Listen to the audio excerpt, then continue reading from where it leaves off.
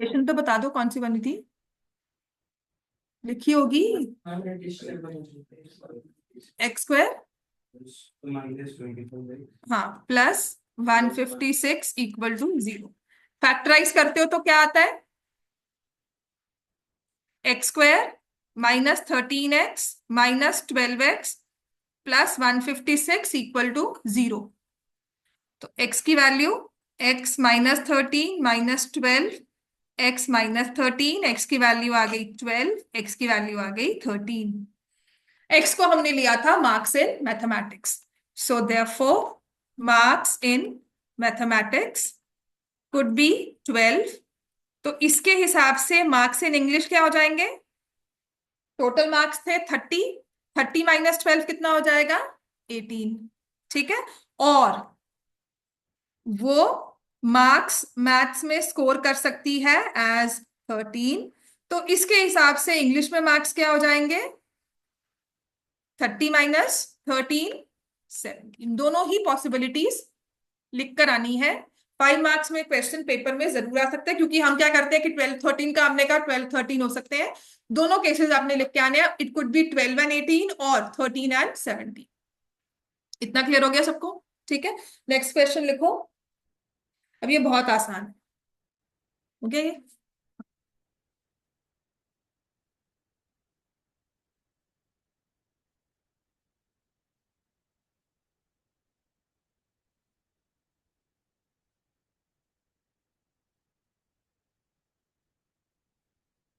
The diagonal of a rectangular field, the diagonal of a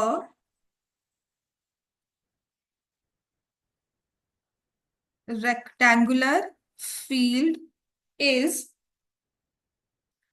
60 meters more than the shorter side.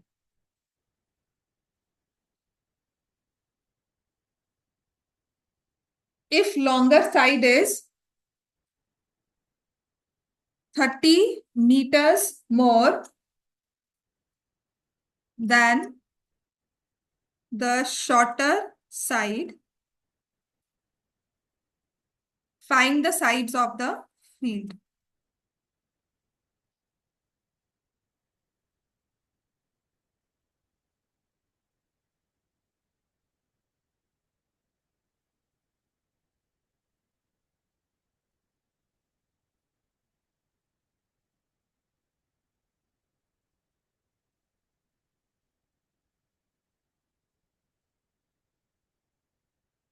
हाँ जी, बहुत easily solve कर सकते हो। Rectangle में diagonal दिया हुआ है। अच्छा, रेक्टेंगल के डायगोनल्स के बारे में क्या पता है? क्या होते हैं रेक्टेंगल के डायगोनल्स? हाँ, इक्वल। तो कौन, दोनों में से कोई भी हो सकता है ना? हाँ। The diagonal of a rectangle is 60 meters more than the shorter side. Let the shorter side be x. Diagonal कितना हो गया? x plus 60। लॉन्गर साइड है x plus 30। तो क्या इसके बेसिस पर हम इक्वेशन फॉर्म कर सकते हैं? क्या लगेगा इसमें? Pythagoras theorem.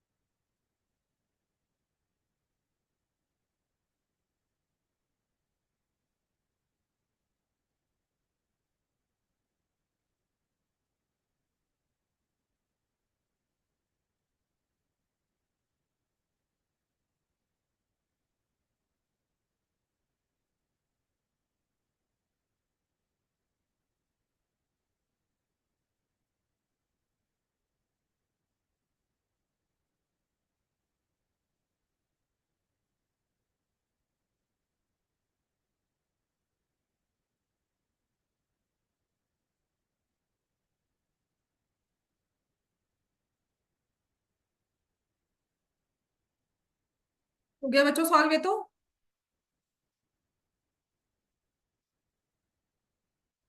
Which is x square plus 3600 plus 120x, x square plus 900 plus 60x। तो एक एक्स स्क्वायर कैंसिल हो गया, so I get x square minus 60x, और अगर इसको माइनस कर देंगे माइनस 2700, तो ये आ जाएगा -90 प्लस 30, एक्स की वैल्यू 90, एक्स की वैल्यू -30, -30 को कर देंगे रिजेक्ट, तो हमारे पास आ गया साइड्स ऑफ द फील्ड, एक 90 मीटर्स आ गई और एक आ गई 120 मीटर्स, और उसके बेसिस पर ये हो जाता है 150 मीटर्स। सिर्फ मैंने ट्रिपलेट चेक किया है, डायगोनल की लेंथ नहीं बतानी है हमें। समझ में आ गया सबको? राइट। ये आपके पुरानी वाली एनसीईआरटी के लिस्टेड क्वेश्चन थे, जो एनसीईआरटी में क्वेश्चन थे, तो इनको तो करके ही जाना है।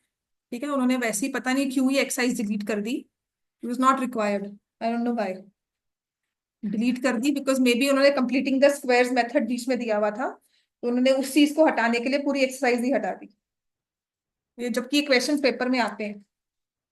नेक्स्ट लिखो,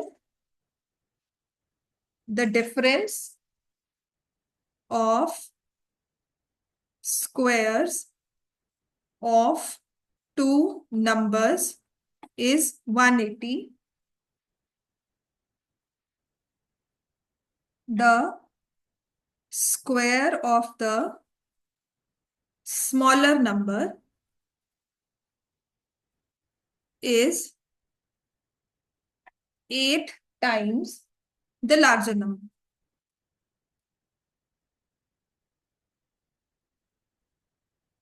Find the two numbers.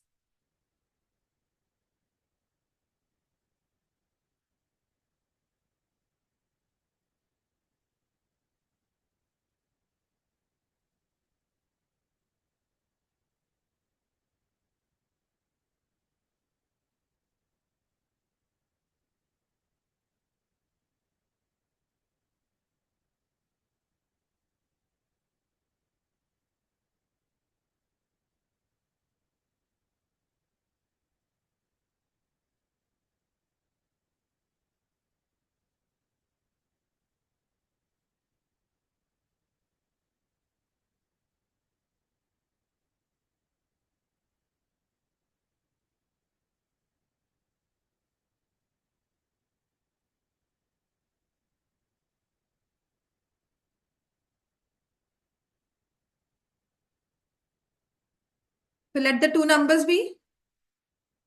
Let the numbers be x and y. According to the question एक बड़ा नंबर होगा, एक छोटा होगा, है ना? तो डिफरेंस ऑफ टू कहाँ है? तो x square minus y square is 180, right? The square of the smaller number, तो स्मॉलर नंबर हमने कौन सा लिया इसमें? y। y का square is equal to 8 times the larger number. ठीक है, तो यहाँ पे जो नंबर्स लिखे हैं ना, तो हम लिख देंगे let the larger number equal to x, let the larger number equal to x, let the smaller number equal to y। तो हमारे पास आ गया the square of the smaller number, दोनों में से स्मॉलर हमने कौन सा लिया था? y। तो कहते हैं y का स्क्वायर जो है वो 8 गुना है, 8 टाइम्स है किसका?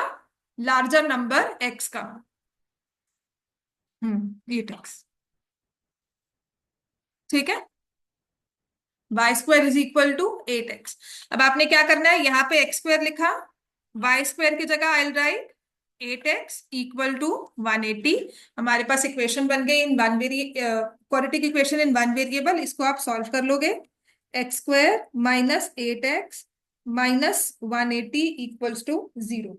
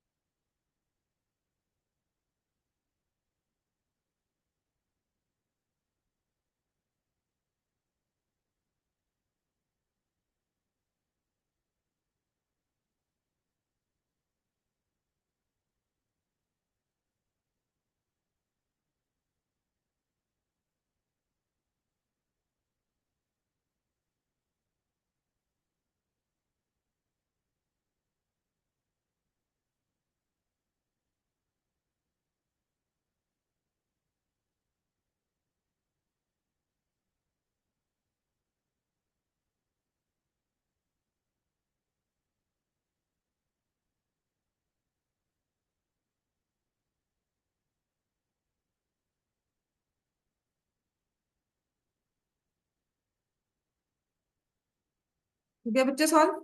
फैक्टर्स क्या बने?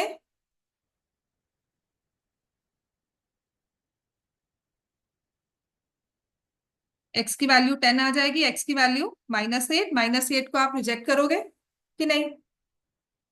चलो, अगर एक्स की वैल्यू 10 है ना, तो हमारे पास दूसरा नंबर क्या आ जाएगा?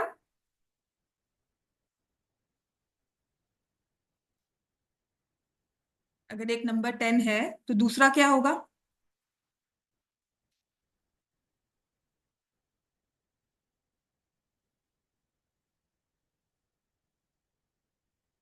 नहीं, गलत है।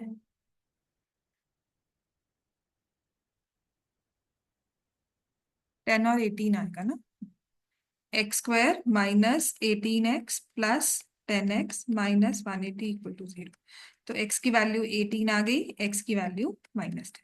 अब आपने देखना है दोनों में से कौन सा आंसर हमारे लिए सही है। -10 को आउटराइटली रिजेक्ट नहीं करना। समझ में आ गई बात ये? क्यों? पहले अगर हमारे पास है x की वैल्यू एज 18, ठीक है, तो y² दिया हुआ है इक्वल टू 8x। क्लियर हो गया? तो y की वैल्यू क्या आ जाएगी? 8 इंटू 18 कितना होता है? 144। y कितना आ जाएगा? +/-12। ठीक है, तो y +12 भी हो सकता है, y -12 भी हो सकता है, क्योंकि y का स्क्वायर, 12 का स्क्वायर 8 इंटू -12 लिखो या +12 लिखो, तो 12 का स्क्वायर 8 इंटू 18 ही बन रहा है, 8 टाइम्स 18 ही हो रहा है। ठीक है, लेकिन अगर हम लिखते हैं और इनके डिफरेंस को, स्क्वायर्स को भी चेक कर लेंगे, तो आपने एक चेक किया 18 का स्क्वायर माइनस +12 लिखो या -12 लिखो, आंसर 180 आएगा हमेशा। ठीक है, तो एक नंबर तो है 18 कंफर्म्ड, दूसरा +12 और -12 कुछ भी हो सकता है। राइट, नेक्स्ट उसने कहा है अगर x की वैल्यू को हमने -10 लिखा, तो y² क्या हो जाएगा? 8 into -10। Now this is not possible because square can not be a negative number, इसीलिए -10 को रिजेक्ट करके आपने लिखना है, because y² in that case becomes -80, not possible. समझ में आ गया? तो the two numbers could be 18 and 12 और 18 एंड -12। कहीं भी देखो क्वेश्चन में पॉजिटिव नहीं लिखा होगा, नेचुरल नंबर्स नहीं लिखा होगा, नॉन नेगेटिव नहीं लिखा होगा। ठीक है, सो नंबर्स कुड बी 18 एंड 12 और 18 एंड -12। -10 को हमने नहीं लेना। चलो नेक्स्ट आ जाओ। अब ये क्वेश्चन सबसे होना चाहिए, ये हो गया। नेक्स्ट लिखो, अ train travels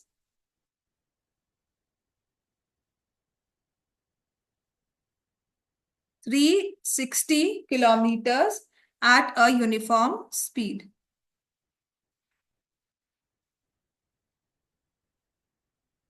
If the speed had been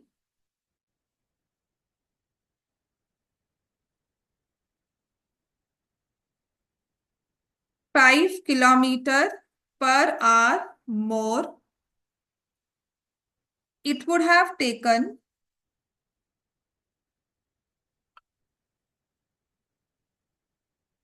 1 hour less for the same journey.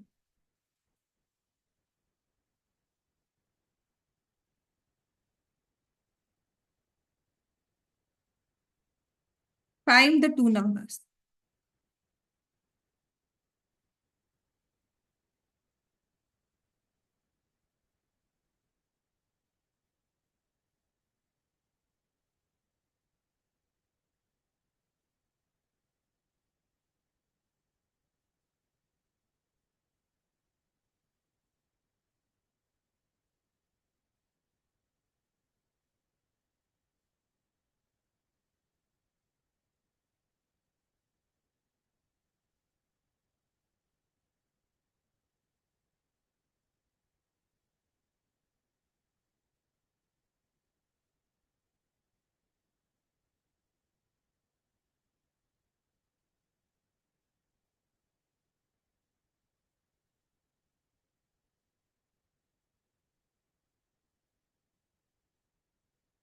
ये तो आना चाहिए हमें।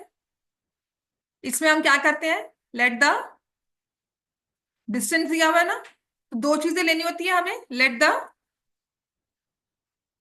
Find the speed of the train, two numbers लिख दिया, find the speed of the train.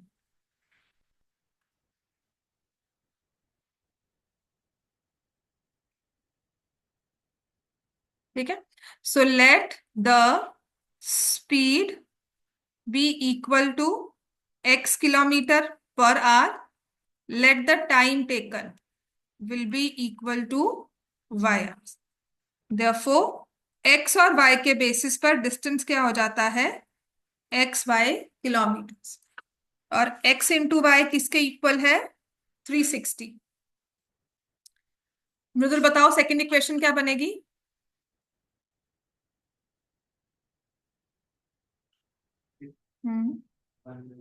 1 - y equal to, ठीक, समझ में आ गया ना ये सबसे डिफिकल्ट वाले क्वेश्चंस है हमारे लीनियर क्वाड्रेटिक इक्वेशंस के। इसके बाद आएगा अपस्ट्रीम डाउनस्ट्रीम का क्वेश्चन। 49। यहां से because we need the speed of the train, speed को x लिखा है तो आप y को रिप्लेस कर दोगे in terms of x, which will be 360 upon x।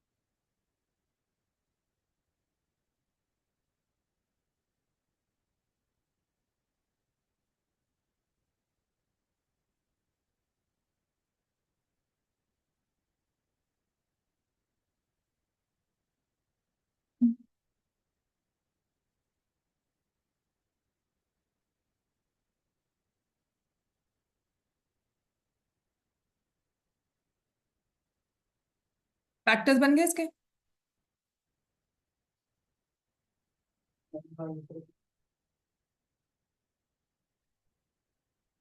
बने इसके फैक्टर्स नहीं।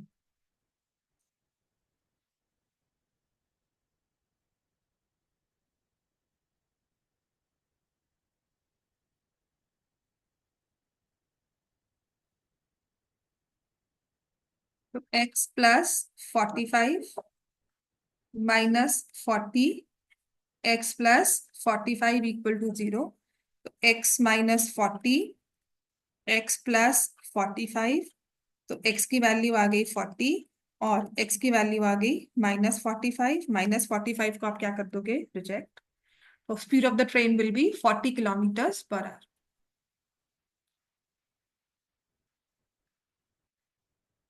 नेक्स्ट लिखो।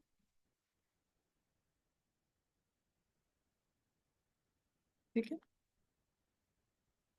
अब नेक्स्ट क्वेश्चन है, two water taps can separately fill a tank in 9 3/8 hours.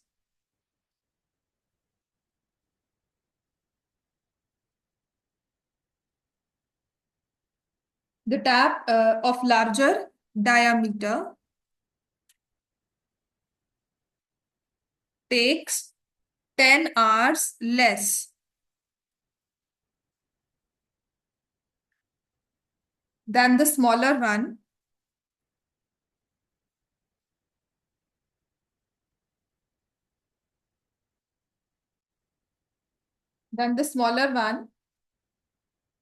to fill the tank separately.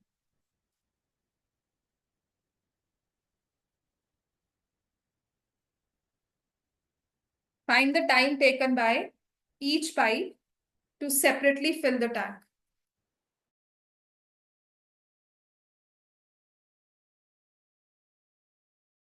The time taken by each pipe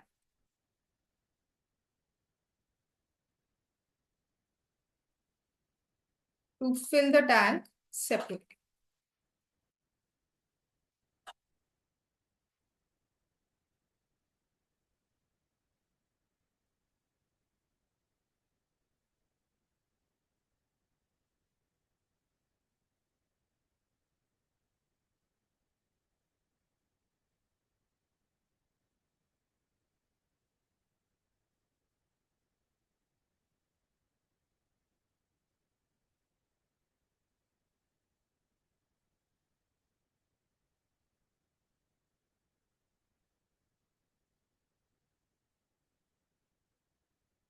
तो ऐसे question को हम कैसे करते हैं? Let the time taken by the smaller pipe. Let the time taken by, let me say, larger diameter take 10 hours है ना? हाँ, smaller pipe है तो smaller pipe ही लिख लेंगे यहाँ पर. Let the time taken by smaller pipe. कितना आ जाएगा? X hours है ना? और ऐसे ही time taken by larger pipe क्या हो जाएगा? 10 आवर्स लेस कहा था तो यहां से आ जाएगा x माइनस 10 आवर्स. और फिर मैंने आपको कहा था क्या करना होता है हमें?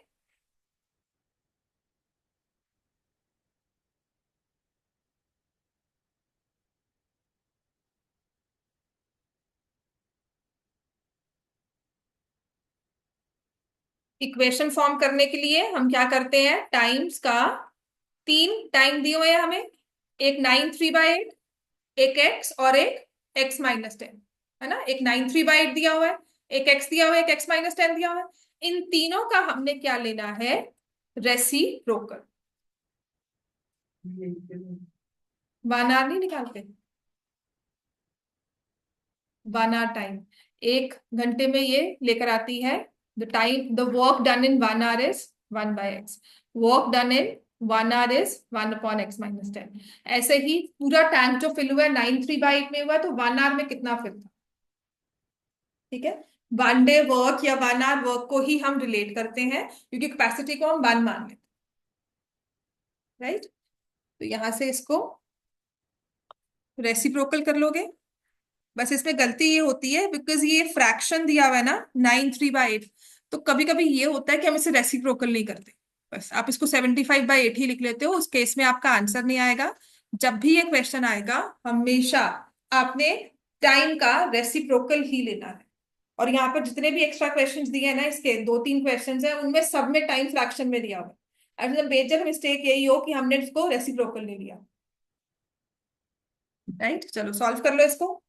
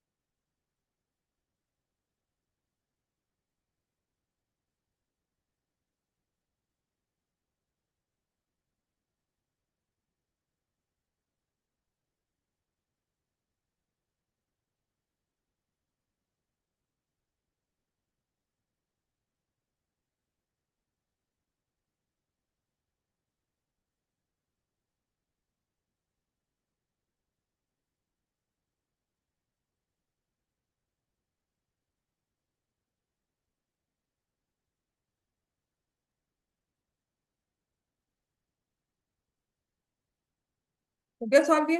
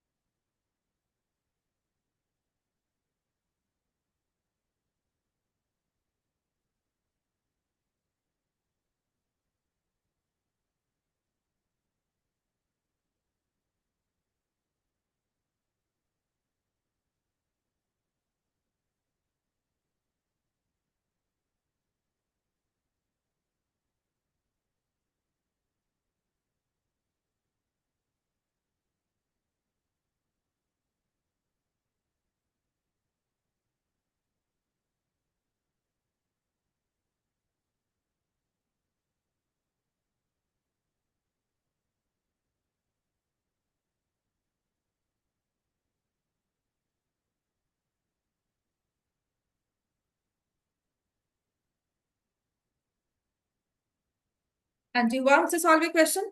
हो गया। x-10 plus x upon x into x-10 as 8/75, 2x-10 और ये 75 से मल्टीप्लाई होगा, 8 हो जाएगा x² माइनस 10x से।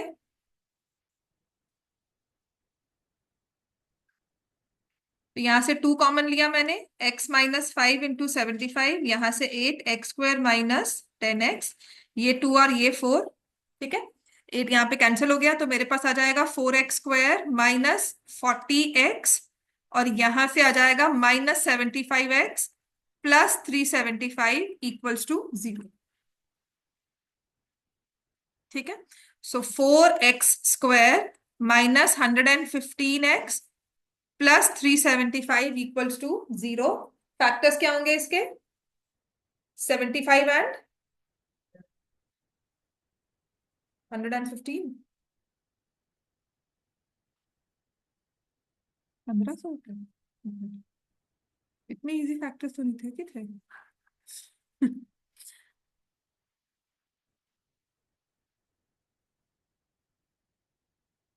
ठीक।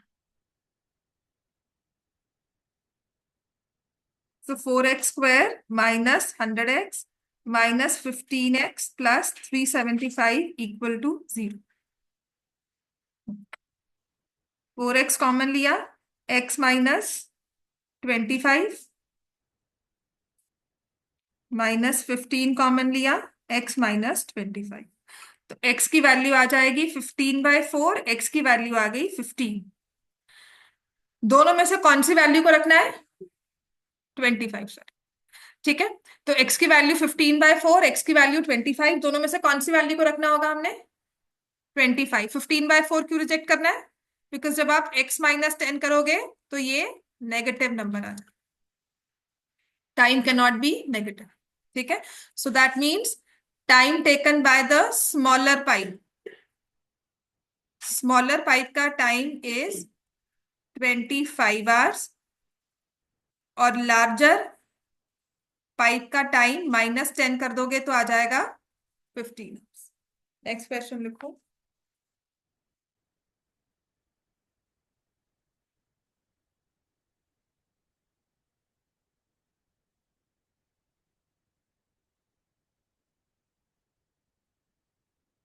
An express train, an express train takes 1 hour less than a passenger train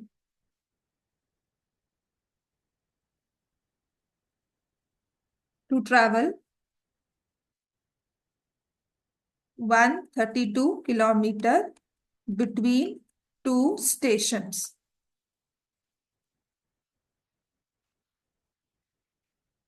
If the average speed of the express train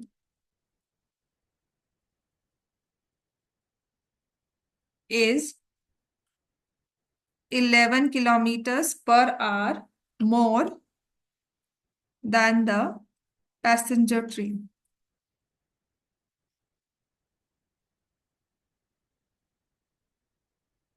Find the average speed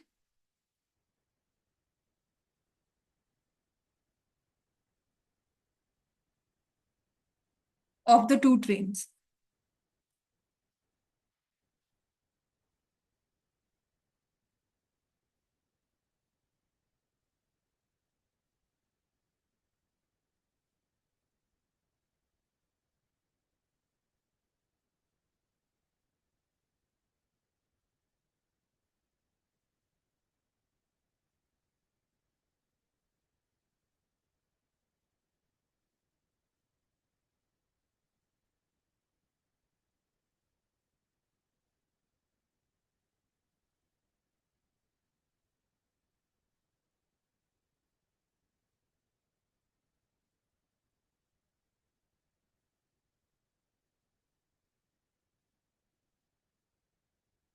देखो इसमें दो ट्रेन दी हुई है ना, एक्सप्रेस ट्रेन और passenger train, दोनों की स्पीड पता है हमें, है ना। तो late the speed of passenger train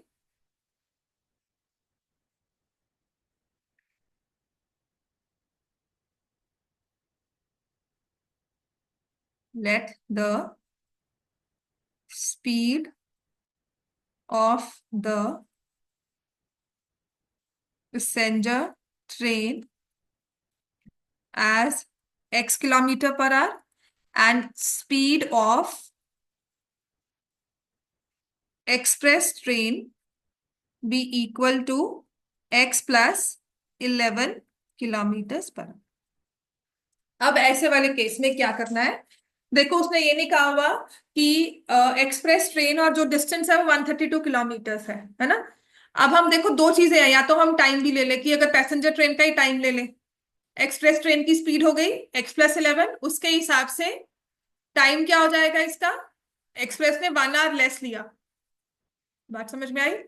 जैसे आपने पैसेंजर ट्रेन की स्पीड को लिया है x, इसके टाइम को भी ले लो y।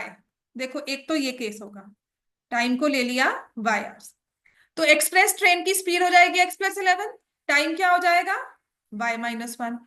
तो आपके पास इक्वेशन तो ऐसे आ जाएगी ना, x into y is equal to 132, x+11 into y-1 as 132। ये तो कर ही लो। अब मान लो मुझे इसे सिंगल वेरिएबल में सॉल्व करना है, ठीक है, तो उस केस में क्या करना होगा, हमेशा एक बार देख लो, ये तो कर ही लोगे, ये समझ में आ गया। But sometimes there are times जब टीचर्स बोलते हैं कि नहीं नहीं इसको दो वेरिएबल्स में मत करो, इसको सिंगल में करना है, तो आपने क्या करना होगा, आपने ना हर एक एक्सप्रेशन निकालना है इन terms of x. Speed of passenger train ले ली, दोनों की स्पीड में वेरिएशन दी होगी, या तो एक ही ट्रेन दो डिफरेंट स्पीड्स पे चलती है प्लस माइनस करके, और उसकी वजह से कोई टाइम डिफरेंस आता है। तो हमें क्या करना है, आपने पैसेंजर ट्रेन एक्स लिया, एक्सप्रेस ट्रेन x+11 लिया, और हमें डिस्टेंस दिया हुआ है 132 किलोमीटर, ठीक है। आप ये बता सकते हो जो पैसेंजर ट्रेन है उसका टाइम क्या होगा, उसके लिए एक्सप्रेशन क्या होगा, time taken by passenger train, 1 hour less 1 hour more, तो टाइम डिफरेंस है। इसका अगर टाइम निकालना है तो जितना इसने डिस्टेंस ट्रेवल किया, जिस स्पीड पे ट्रेवल किया, distance upon time, distance upon speed करेंगे, तो कितना डिस्टेंस ट्रेवल किया इसने, 132 किलोमीटर, और किस स्पीड पर किया है, x. So time taken by passenger train in terms of x हमने निकाल लिया। ऐसे ही हम निकालेंगे time taken bye express train, क्या आ जाएगा, 132 अपॉन x+11 आवर्स। दोनों में से टाइम कम किसका था, एक्सप्रेस ट्रेन का, कितना कम था, 1 आवर। तो क्या मैं ये इक्वेशन फॉर्म कर सकती हूँ,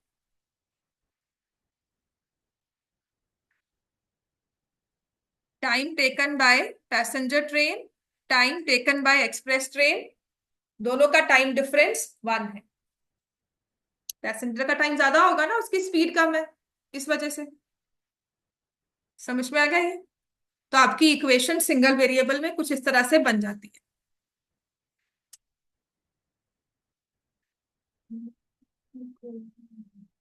टाइम डिफरेंस 1 दिया हुआ है, देखो एक्स प्लस टेक्स 1 r लेस। अगर ये 2 होता तो मैं 2 लिखती, 4 लिखा होता तो 4 लिखती। ठीक है, तो इस सिचुएशन के हिसाब से 1 दिया है। असाइनमेंट में ना ऐसे बहुत सारे क्वेश्चन, सारे वर्कशीट के भी जो भी एक्स्ट्रास हैं उन सबको लिखा भी इकट्ठा हुआ है। ठीक है, so you realize topic wise इकट्ठा है, तो वही क्वेश्चंस प्रैक्टिस कर लो, ये चैप्टर कभी भी गलत नहीं होगा।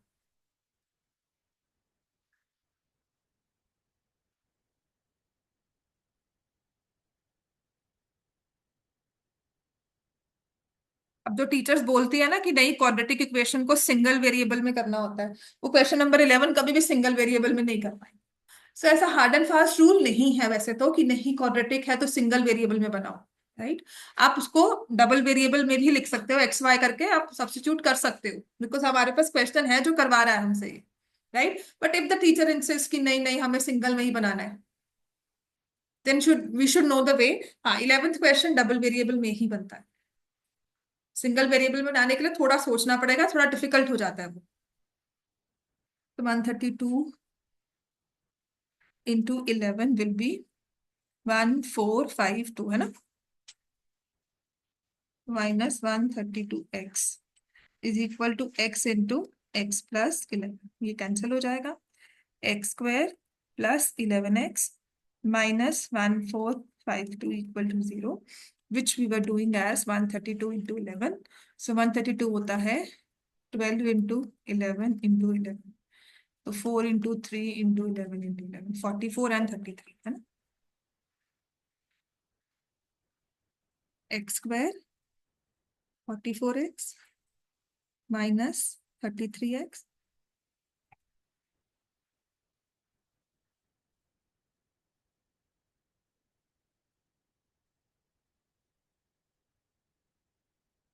कल टेस्ट है आप लोग का फर्स्ट चैप्टर का। एक्स की वैल्यू 33, एक्स की value -44, -44 rejected, speed can not be negative, तो एक्स की वैल्यू 33 आ गई। Train speed of the passenger train 33, speed of express train 42। समझ में आ गया इतना, है ना। अब नेक्स्ट क्वेश्चन लिखो इसमें। तो आपकी पहले आपकी एनसीईआरटी का पार्ट थे ये सारे क्वेश्चन, तभी इन सब की प्रैक्टिस अच्छी हो जाती थी, बिकॉज बुक खोल कर प्रैक्टिस करते ही हो सब, है ना। तो अगर ये लिस्टेड क्वेश्चंस थे तो ये सारे टाइम फिर डिस्टेंस पहले 2 साल पहले जब बुक्स चेंज नहीं हुई थी, लास्ट ईयर चेंज किया बुक मैंने, जब रैशनलाइज कर दी। ठीक हो गया इतना, सबको समझ में आ गया। नेक्स्ट करवाओ। राइट, लिखा है sum of areas, sum of areas of two squares is 468 square meters.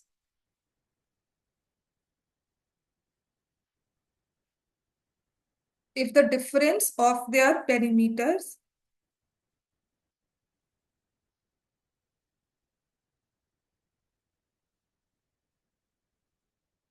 24 meters, find the side of two squares.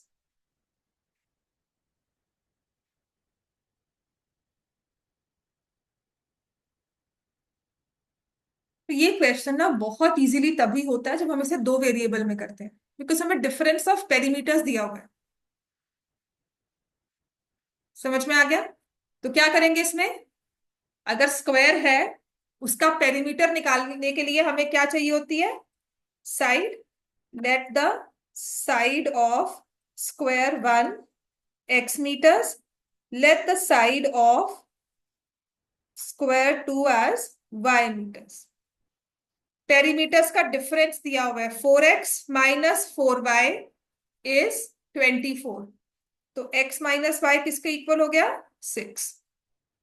Some of areas, इस वाले स्क्वायर का एरिया क्या होता है, जिसकी साइड x है उसका एरिया क्या होगा, क्या होगा एरिया, एक्स स्क्वायर। दूसरे वाले का एरिया क्या होगा, वाई स्क्वायर। दोनों का सम कितना आ गया, 468। अब यहां से किसी की भी वैल्यू, जैसे एक्स की वैल्यू को मैंने 6 प्लस वाई पुट कर दिया, तो यहां से वाई स्क्वायर 460।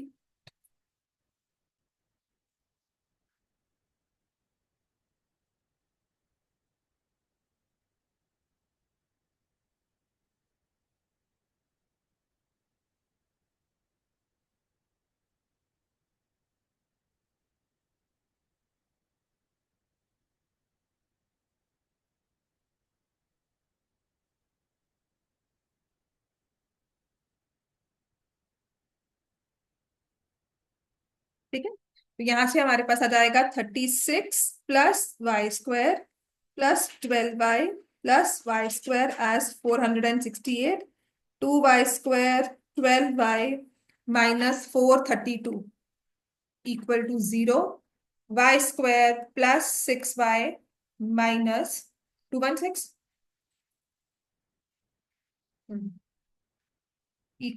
=C।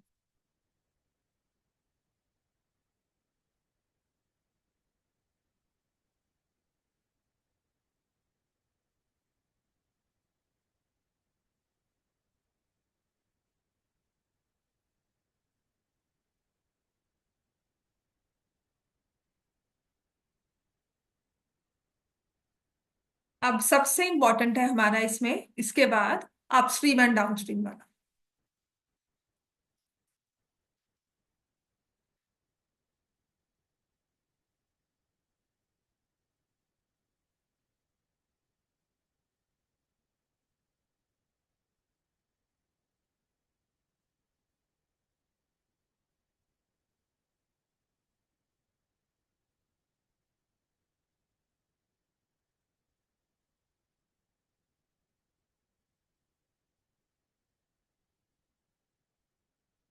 क्या फैक्टर्स बने?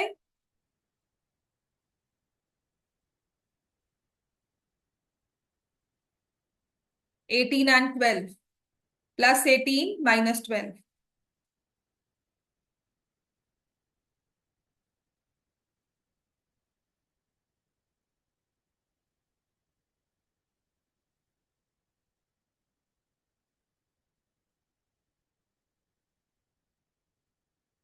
साइड के नॉट बी नेगेटिव, सो -18 को हमने रिजेक्ट कर दिया, तो साइड ऑफ द स्क्वायर आ गई 12, दूसरे वाले स्क्वायर की साइड क्या आ जाएगी? 18। तो द टू साइड्स आर √1 की 12 और √2 की 18। समझ में आ गया सबको, है ना?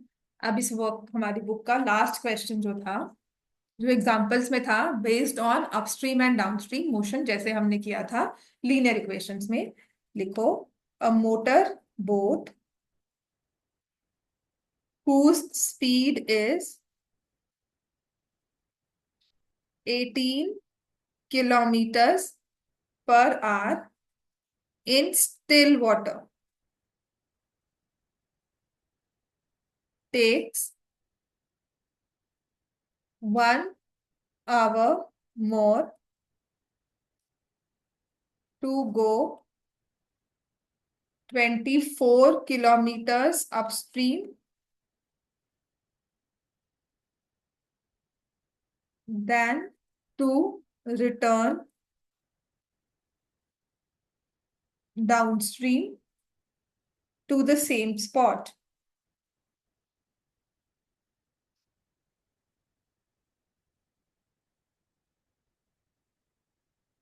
Find the speed of the stream. Find the speed of the stream.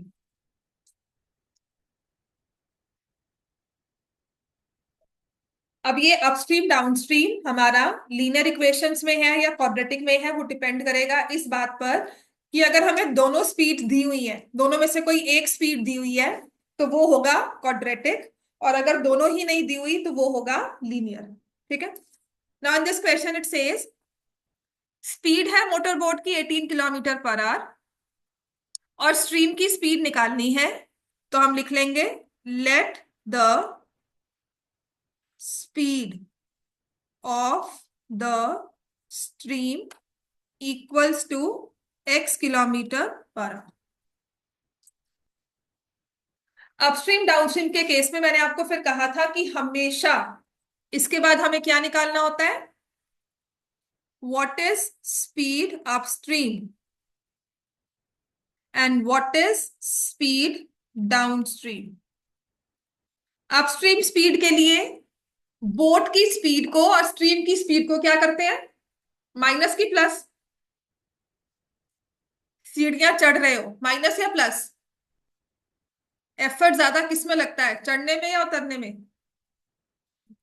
चढ़ने में ना, स्लाइड है, स्लाइड को चढ़ रहे हो तो अप स्ट्रीम है, you are going up on a inclined plane. ठीक है, तो हम माइनस करेंगे। ऑब्वियसली बोट की स्पीड ज्यादा होगी, स्ट्रीम की स्पीड माइनस हो जाएगी, है ना।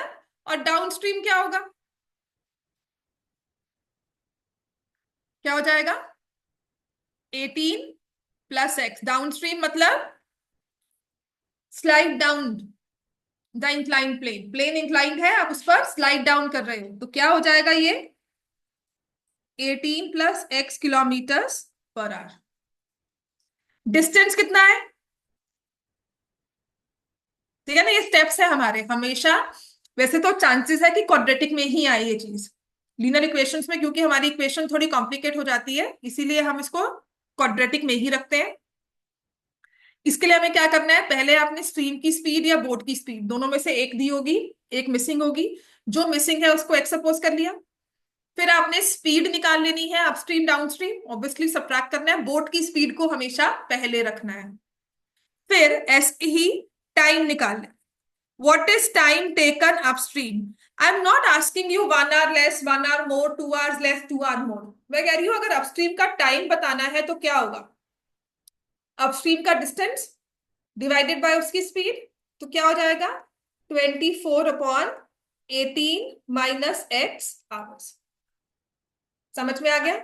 ऐसे ही निकालेंगे टाइम डाउनस्ट्रीम, कितना हो जाएगा 24/18 + x आवर्स। अब दोनों टाइम्स का डिफरेंस जो है वो दिया हुआ है 1 hour, तो अपस्ट्रीम में टाइम ज्यादा लगेगा या डाउनस्ट्रीम में, अपस्ट्रीम में, तो वो टाइम ज्यादा है ना, तो 24/18 - x -24/18 + x is equal to 1।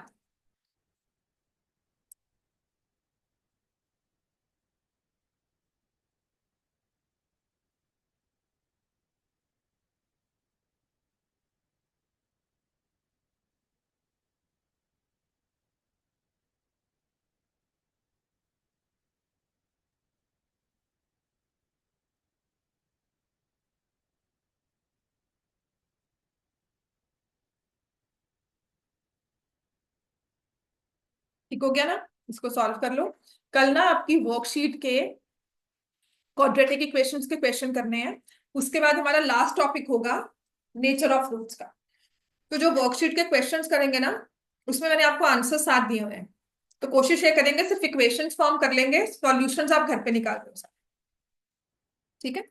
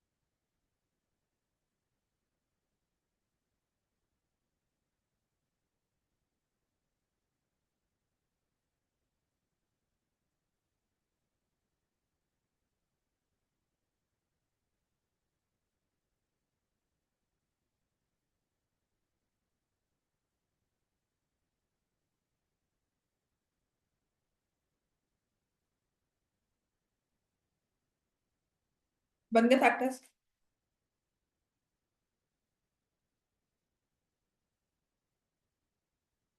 अब बन गए। देखो ना, एक चाहिए 48, तो डिफरेंस चाहिए, माइनस में है ना 324, सो 48 is difference, so I should go for a number which is more than 48, है ना। तो कोशिश करते हैं, जैसे 18, 324 परफेक्ट स्क्वायर है, 18 × 18 मैंने लिख दिया, देन आई 18 को रखूंगी, उसको फर्दर ब्रेक करने की जरूरत नहीं है, पर मैंने उसे ब्रेक किया एज 18। पर इफ आई 9 × 2, पर अगर 18 × 2 भी करती हूँ तो क्या हो रहा है, नंबर 36 हो रहा है, मुझे 48 से भी बड़ा नंबर चाहिए।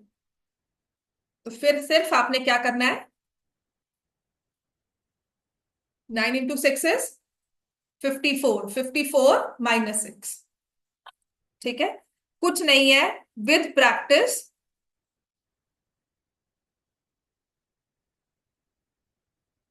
थोड़ी प्रैक्टिस करने के बाद ना ये क्वेश्चंस फैक्टराइज करने बहुत आसान है। और अगर मुश्किल लगते हैं फिर भी, तो फॉर्मूला मेथड हमारे पास हर बार रहेगा, जिसमें आपने 48 का स्क्वायर निकालना है, प्लस 324 into 4 करोगे, प्लस करोगे परफेक्ट स्क्वायर बनेगा, फिर -48 प्लस माइनस दैट d/2। ठीक है, तो ये आ जाएगा x-6, x+54। तो x की वैल्यू आ जाएगी 6 -54। Obviously speed can not be negative, rejected. तो speed of the stream is 6 km/h। इतना क्लियर हो गया। कल अपनी वर्कशीट सारे लेकर आना, जो मैंने आपको क्वाड्रेटिक की भेजी है, उसमें स्टेटमेंट प्रॉब्लम्स हमें करनी है, जरूरी है। और हो सकता कल तो सही, कल तो टेस्ट है आपका, सैटरडे को वो करेंगे, मंडे को कोशिश करेंगे कि ये चैप्टर पूरा कर, मंडे या ट्यूसडे। ठीक हो गया इतना? उसके बाद टेस्ट लेना शुरू कर दूंगी इनके 4 चैप्टर्स के, और तुम्हें करवा दूंगी